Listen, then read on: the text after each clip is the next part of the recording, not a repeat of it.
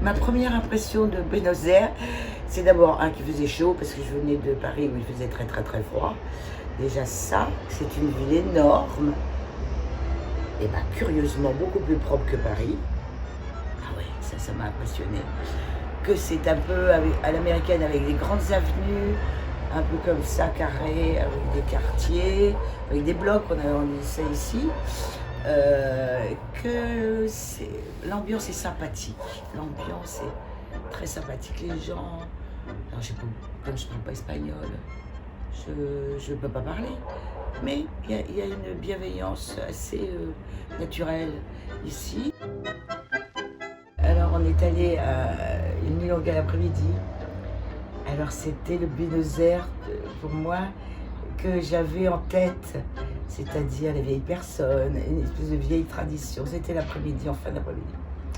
Et tout était sympathique, avec la dame qui nous accueillait, la dame des toilettes, avec tous ces rouges à lèvres, toutes ces petites choses de coquetterie pour les femmes, pour se refaire une beauté.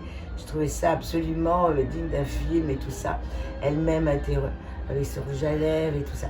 Et alors j'ai eu droit à mon premier danseur, mon premier guideur. Sachant que j'étais étrangère, il a été absolument exquis. Un vieux monsieur, très charmant. Ils ont tous été charmants. Tous ceux qui m'ont invité ont été charmants.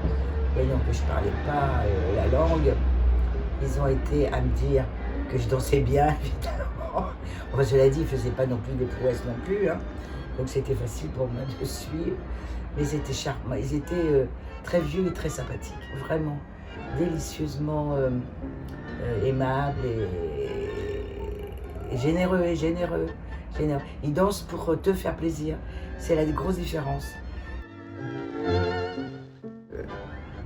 Amirada, Cabeceo. Maintenant j'ai appris à faire ça. C'est difficile au départ, mais puis après c'est comme un jeu en fait. C'est comme un jeu. Est-ce que tu as beaucoup dansé? Ah oui, tous les jours, tout le temps. J'ai rarement passé, comme en France, de toute façon au bout d'une heure, si j'ai pas dansé, je m'en vais. Mais là, je danse tout le temps. Je suis tout le temps invitée. Tout le temps invitée.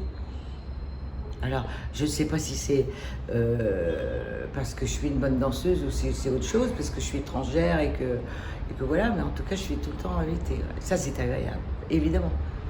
Pour toutes les milongas où je suis allée, hein, c'est tout le temps les mêmes musiques, tous les jours, ces hommes-là connaissent les airs, les paroles, ils nous les chantent à l'oreille, et ils viennent tous les jours écouter les mêmes musiques et tout ça. Et il n'y a pas d'ennui.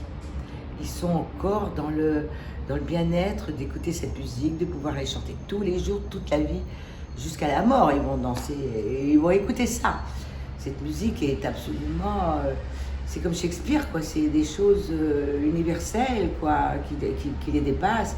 Ces compositeurs d'avant-guerre, sont magiques, quoi. Ont tout compris. Le côté ensorcelant de cette musique. En tout cas, ils sont ensorcelés. Ils viennent tous les jours.